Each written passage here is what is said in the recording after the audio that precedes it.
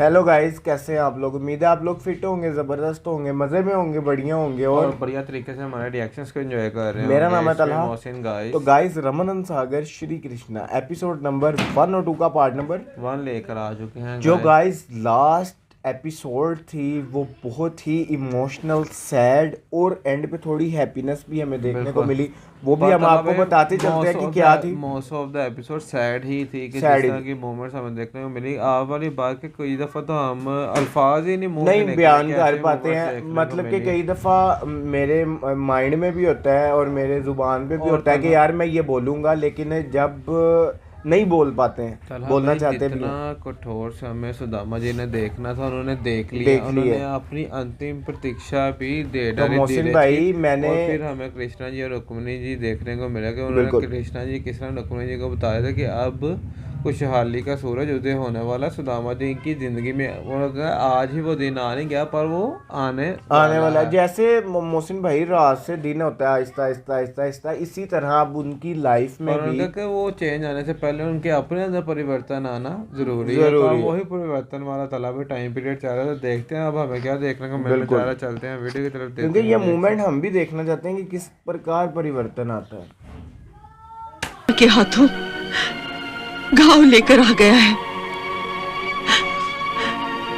ऐसी मां और ऐसी पत्नी के हृदय की पीड़ा का ज्ञान आपके किसी शास्त्र में नहीं लिखा होगा। यह समझने के लिए आपको वो शास्त्र छोड़कर जीवन शास्त्र पढ़ना होगा। जीवन शास्त्र पढ़िए नाथ,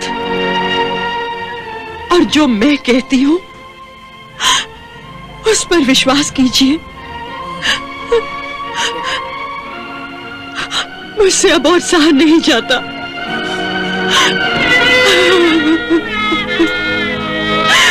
नहीं सहा जाता, मुझसे नहीं सहा जाता।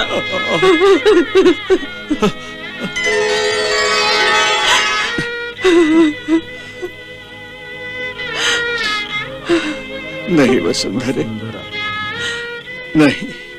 अच्छा, पढ़ता हूं, जीवन शास्त्र भी पढ़ता हूं। बताओ, तुम्हारा जीवन शास्त्र क्या कहता है?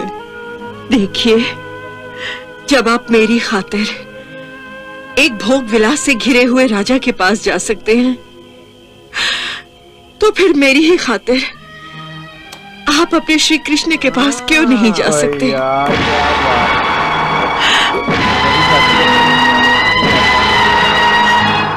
उन द्वारिकाधीश को आप भगवान मानते हैं, उनके परम भक्त भी हैं। तो फिर अपने भगवान के पास भक्त को जाने में क्या अड़चन है? क्या हिचकिचाहट है? क्या शर्म है?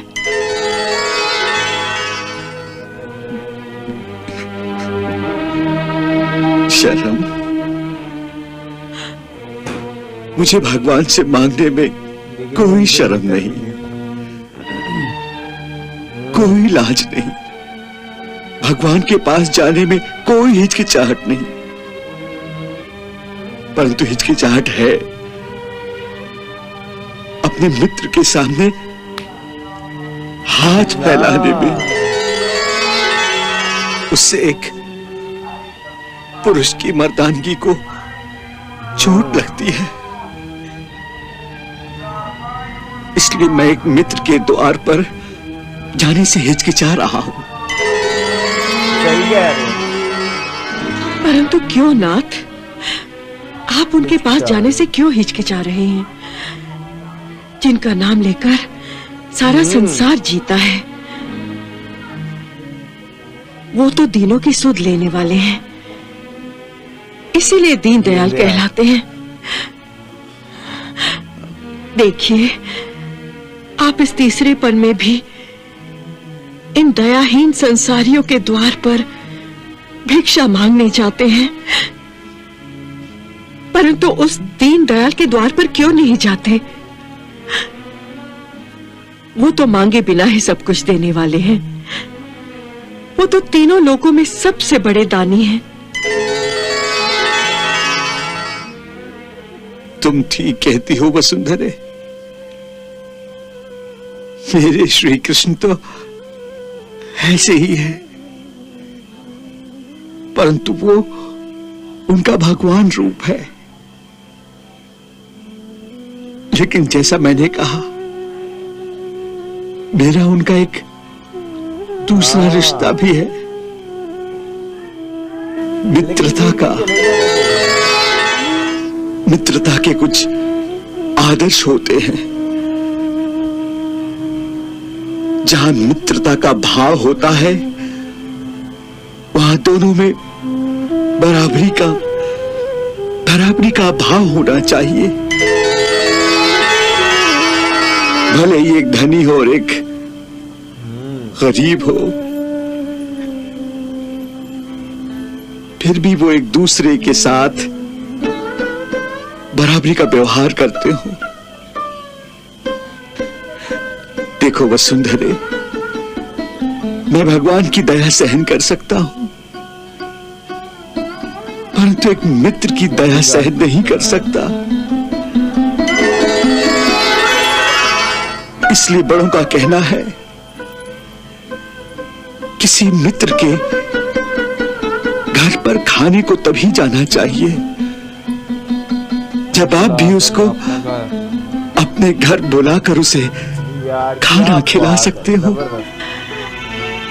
इसका उत्तर तो उन्होंने बचपन में ही दे दिया था। आप ही ने बताया था कि जब आपने उनसे अपनी निर्धनता की बात कही थी, तो उन्होंने वचन दिया था केवल वे ही मित्रता निभाएंगे, आप पर मित्रता का बोझ कभी नहीं डालेंगे। कहा था ना? हाँ, कहा था। मेरा हाथ पकड़कर कहा था। तो फिर वो अपने वचन के पक्के हैं, फिर क्यों आप उन त्रिलोकीनाथ के वचनों पर विश्वास नहीं करते? वो अवश्य अपनी मित्रता निभाएंगे। मुझे विश्वास है कि आपके पहुंचते ही वो एक परम मित्र की भांति आपका स्वागत करेंगे। एक बार आप वहां पहुंचिए तो सही। वहां पहुंचना ही तो मुश्किल है देवी। तुम क्या समझती हो कि वो मेरी प्रतीक्षा में पहले से ही अपने लंबे हाथ करके बैठे होंगे? वो इसी तरह ही बैठ, बिल्कुल। उनकी पटरानियां भी इंतजार कर। नहीं वसुंधरे, वो राजेश्वर हैं। वहां अनेक राजा, लोकपाल, देवता, गंधर्व, किन्नर द्वार के बाहर इस प्रतीक्षा में खड़े रहते हैं कि कब उनकी कृपा दृष्टि उन पर पड़े कि द्वारपाल उन्हें अंदर आने की आज्ञा दे। वहां तक मेरे जैसा फटेहाल दीन व्यक्ति कैसे पहुंच सकता है? सब लोग भले ही वहां प्रतीक्षा में खड़े रहे, परंतु आपको तो पता ही है वो अंतर्यामी है। आपके पहुंचने पर वो स्वयं ही जान जाएंगे और सबसे पहले आपसे ही भेंट करेंगे। कोई द्वारपाल आपको नहीं रोकेगा। अच्छा, मान लिया कि द्वारपाल मुझे अंदर ले जाएंगे, परंतु ये सोचो वसुंधरा कि उस समय उनके दरबार में देश देश के राजे रजवाड़े, किन्नर, गंधर्व, जाने कौन कौन खड़े होंगे। वहां नंगे पांव और फटे कपड़ों के साथ जब मैं जाऊंगा तो क्या कहकर मेरा परिचय कराएंगे? क्या वो गर्व से कह सकेंगे कि ये मेरा मित्र है? और यदि मैं स्वयं मित्र कह के उनसे गले लग जाऊंगा तो सबके सामने उन्हें कितना संकुचित होना पड़ेगा। मेरे कारण उन्हें सबके सामने आंखें नीची करनी पड़े। तो गाइस यहाँ ख़त्म हुआ ये पार्ट मोहसिन भाई। ये पार्ट सैड तो है ही है, लेकिन थोड़ा थोड़ा साथ हैप्पीनेस भी है मोहसिन भाई। क्यों? क्योंकि एक चीज ट्रैक पे जाना शुरू हो गई है। वो ऐसे गाइस के आपने देखा मोहसिन भाई कि उनकी पत्नी ने कहा अगर आप मेरे कहने पे अगर आप उस जालिम राजा के पास जा सकते हैं अपने बच्चों के लिए, मित्र कृष्णा जी तो मेरे कहने पे आप अपने मित्र। यार वो मोमेंट देख के थोड़ी सी तसल्ली भी हुई और अंदर एक अजीब सी खुशी भी हुई, सच बताएं आपको। तो अभी अपने अंदर भावनाओं में जो सुदामा जी के चाह रहा है क्या कृष्णा जी मुझे पहचानेंगे नहीं पहचानेंगे। अच्छा कैसी बात है, इतने राजा महाराजों की सभा में आकर बैठे होंगे, जब मैं अपने वस्त्रों के साथ जाऊंगा तो वो किसी को क्या बताएंगे कि मैं कौन हूँ।